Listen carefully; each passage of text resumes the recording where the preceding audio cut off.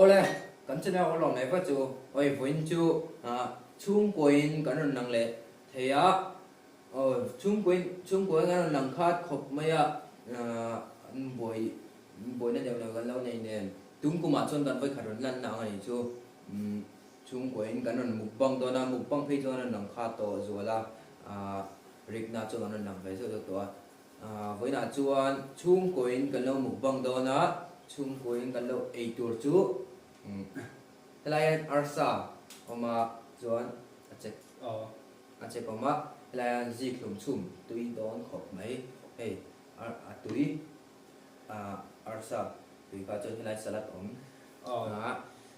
tui don khop mai ya hey bring so cho mày tama lo di bak lawa hey anu wala nuam bak lo ne cho mày siam bak kha kan ti ri lawa arsa de tak pan mai kan lo ei cho bang chuan kan i mai kan trong trai ngat kan ei tran don dia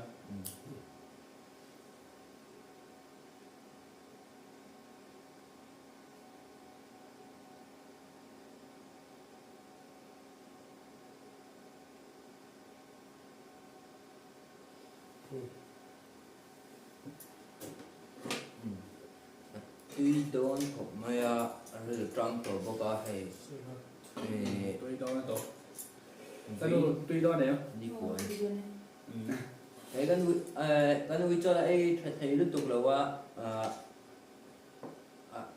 cho hi ai tấm thấy là wa mà sẽ hay tụi là array về đâu tụi này tem cho nó diệt tụi mà sẽ là tour nó khop mai băng nát thì cái này ai lùi về đều chỉ là chú bằng in tem thì con đời tầm về phát mà nó tin hay nên thì hậu đó nè anh một chút lần nó đây to mà bao anh tụi gì sẵn sàng rất là bộ tiêu đó nó sổ sao đó sổ này đấy cực thêm nó đặt dấu đặt đó liên tục cho sao là sao chú mà cái gì anh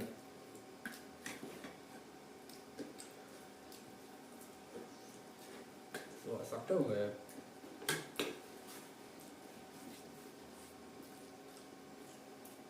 nó tổ là bao nhiêu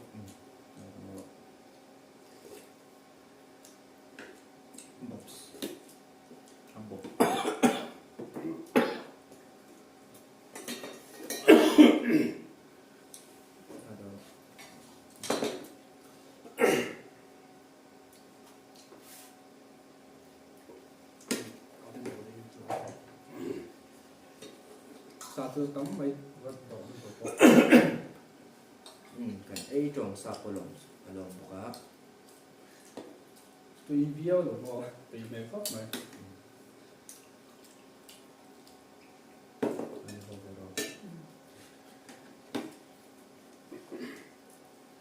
cái thìn đây cái thìn đây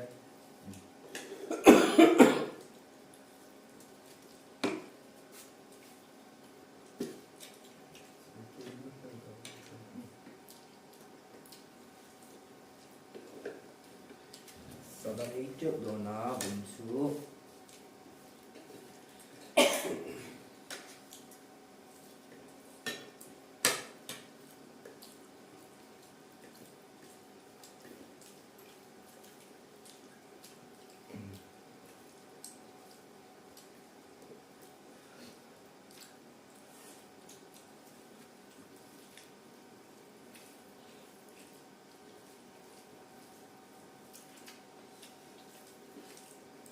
này trứng phấp mà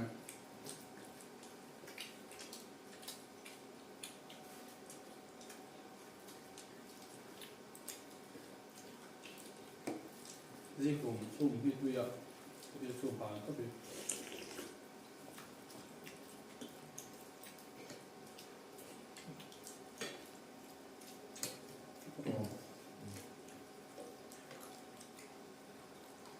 nó có cái lớp bàn độ không được bóng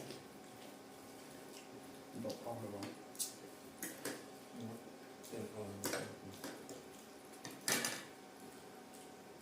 cái đồ quản lý nó hiện để cho ạ và quản lý nó phim này là vâng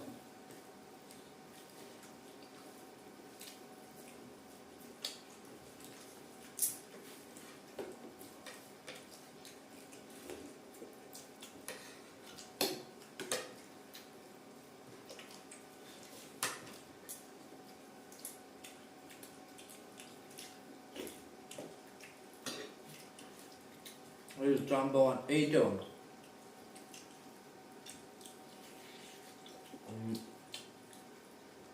Kan phải mình lâu lại.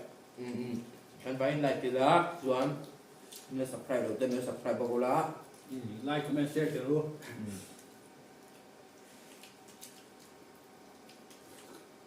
Anh tu theo dõi dân hoàn tập khắc tất là share theo ý là Juan. Anh lòng biểu.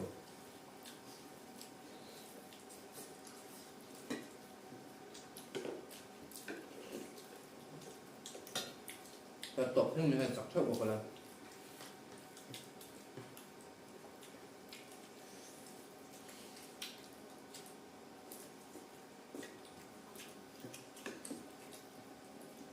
Tôi túi phốc mà. Bây giờ trap của bọn ấy cho bọn.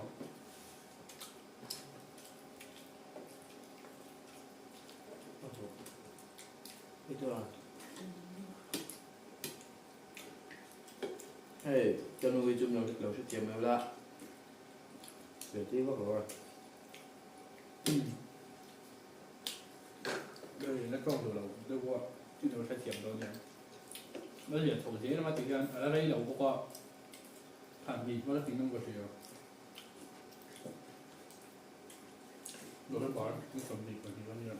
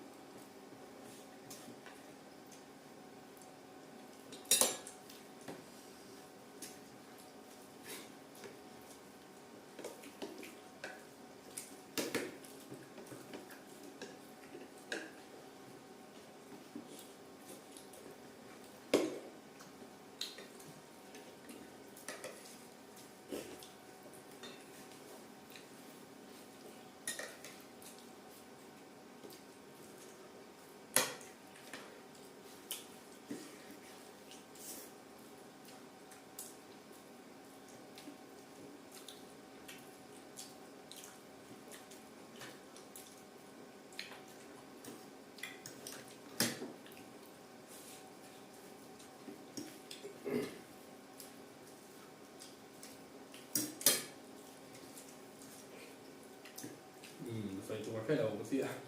Chụp ấy đâu mà bóc mèo. Đầu có cái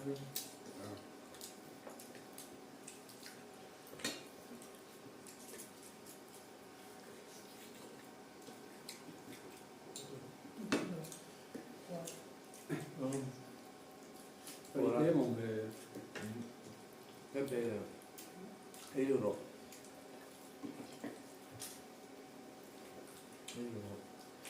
nó mở mỏng. Mình bon thì các đồ. Cái chỗ đó phải cái gì đó. Nhưng mà thầm lên nữa thì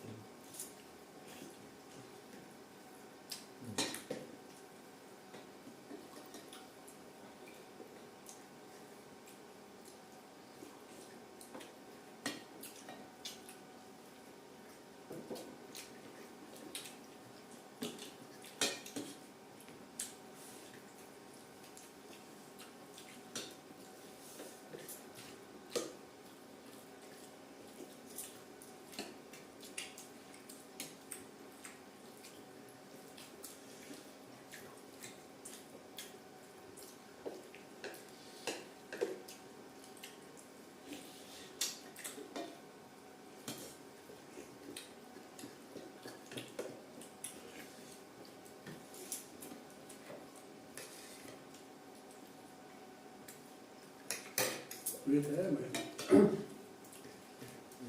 Một trombone A trường. Tùy khẹp khẹp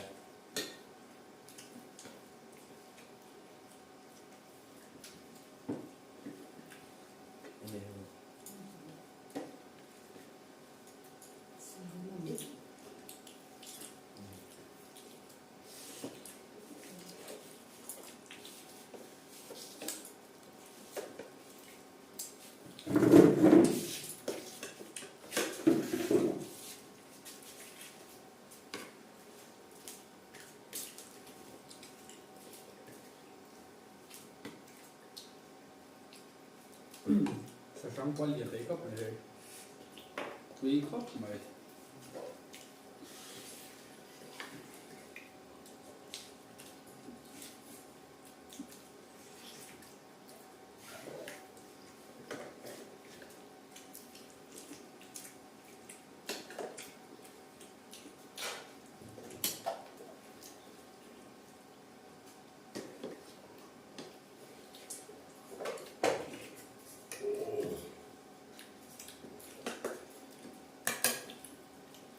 hẳn cuốn khóc bằng hẳn ít rồi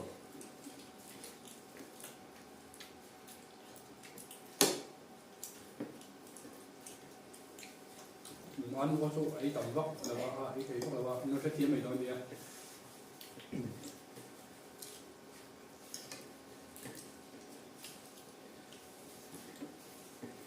giờ sầu về gì nó ha như thế nào ba ở đây cái này một bằng khẩu thì mới à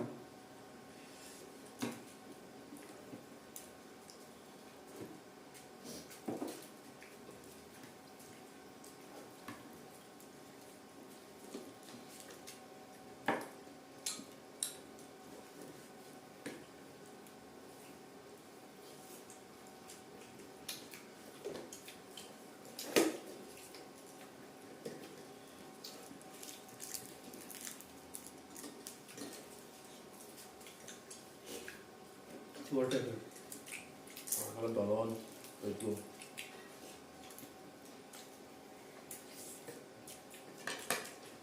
anh ấy chân non sao rồi mà lấy cấp độ này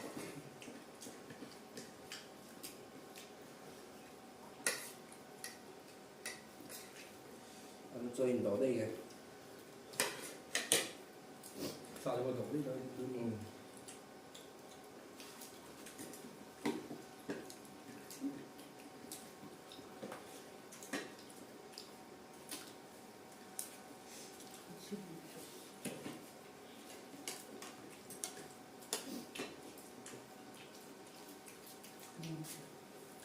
voglio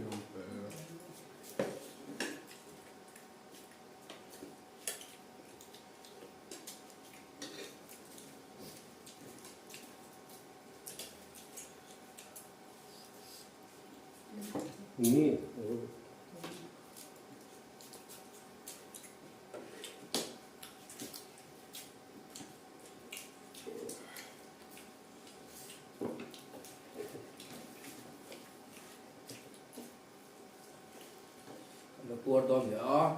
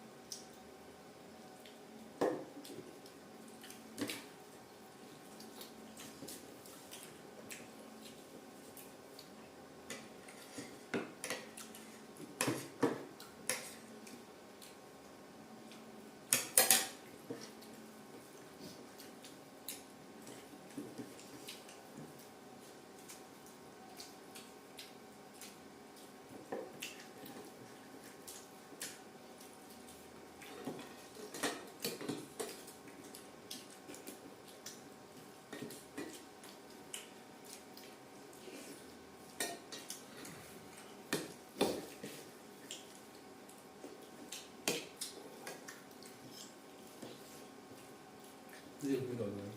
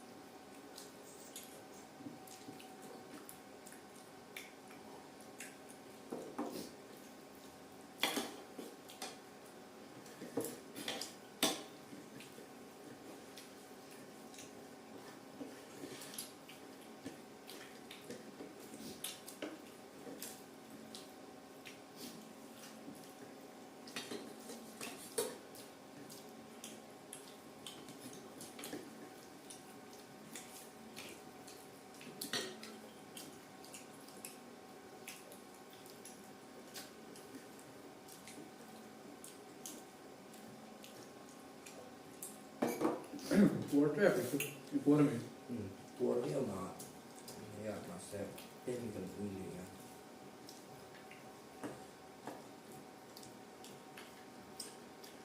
Ngon như vậy.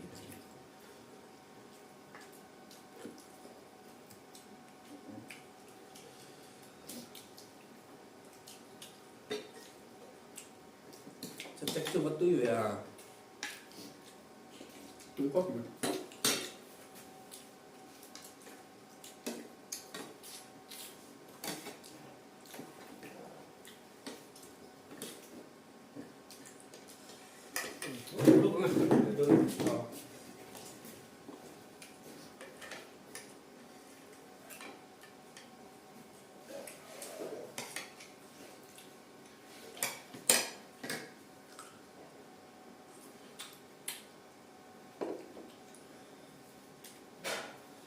Saya có tua top về.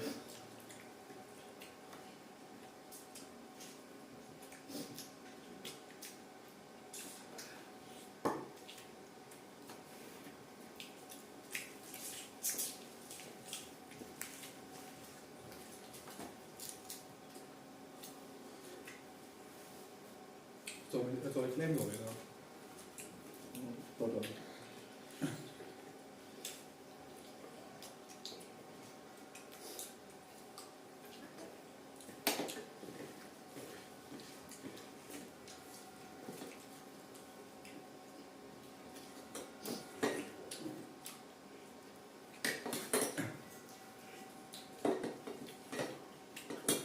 Ở đây tôi cứ để nhiều.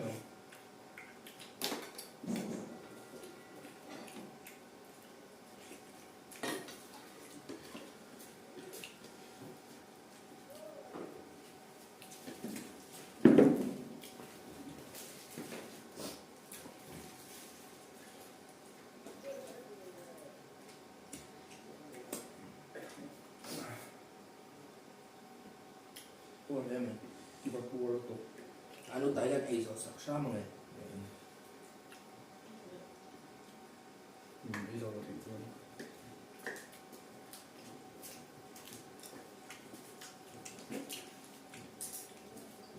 Bây giờ có bên trên tổng mấy thì em nó sẽ thiểm đâu là vậy. Cái này hiện tua gì bây giờ khô ri. Thì anh làm được mấy thì à? Bên trên này xuống rồi không? Hello shit, lâu ra tao hình rồi.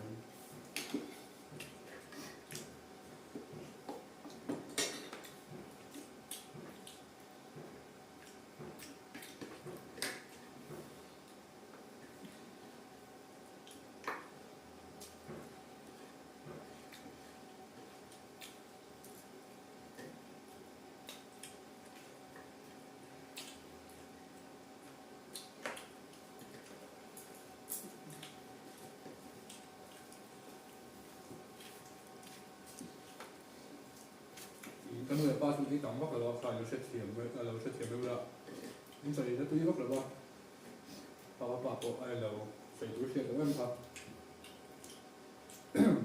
anh biết vì là cả ui cho hay cái điện thoại na biết là điều các bạn này bây giờ nghe xia cái mấy anh cứ giống rồi là anh rồi nó dễ là điều bên chút nữa Quay kịp bài này rồi tí là rồi rồi là bảo. Tiếng về rồi nhá.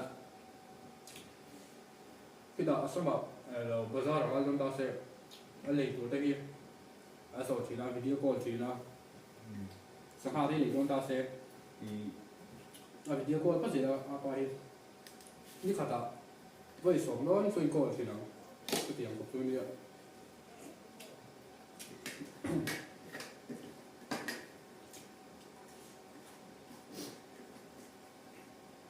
Cuốn có mấy chứ?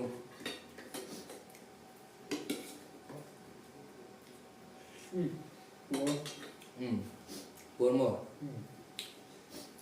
Cần cuốn lăng có mấy cần in hem của mình mà sẽ hay hơn một đã coi theo. Đúng ấy thì lâu anh lâu sẽ thiếm một là ăn muốn năm tuổi rằng quân muốn năm đầu mấy thì muốn năm thì tấtkin mình đâu anh tu te anh đầu em mà chân like tem mình đâu bẹc sakula mình subscribe mình subscribe kula hay cần ít chọc đâu mấy thì nó phải kiểm đoán đi đầu to có đi đào in toàn số án được vài in bye bye với cô lê Bye bye.